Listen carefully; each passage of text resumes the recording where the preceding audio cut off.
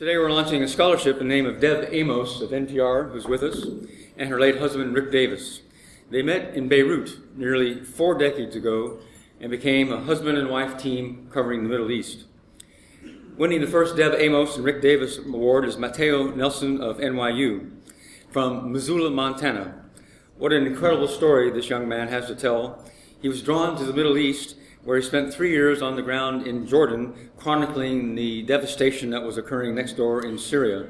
And how fitting that he is going to Beirut for Reuters, where Deb and Rick started their love for each other. Ladies and gentlemen, Mateo Nelson.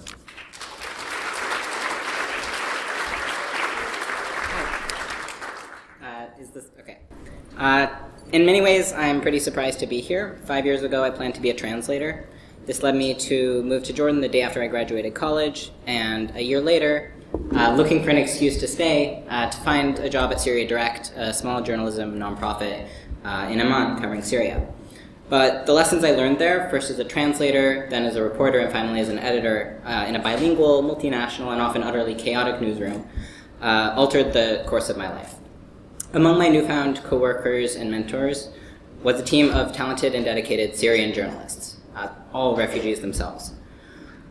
Over the next 3 years, I witnessed and learned from their dedication to the truth and refusal to be silent as a flood of war crimes and violence swallowed their country.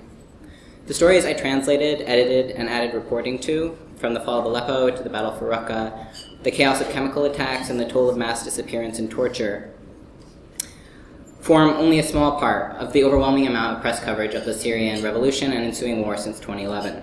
For years, and often at great cost, Syrian journalists and their foreign counterparts have worked to find truth in the midst of chaos and to ensure that no matter what else happens, the world cannot say that it did not know what happened there, and what is continuing to happen there as we speak in Idlib. My passion for and belief in journalism, then, is inextricably tied to Syria, and with the courage and dignity shown by Syrian journalists covering the story of their own country, and defying despair. In my future career, I hope to show, if only a small measure, of that conviction. This informs my current reporting interests in human rights, migration, the rule of law, and international justice.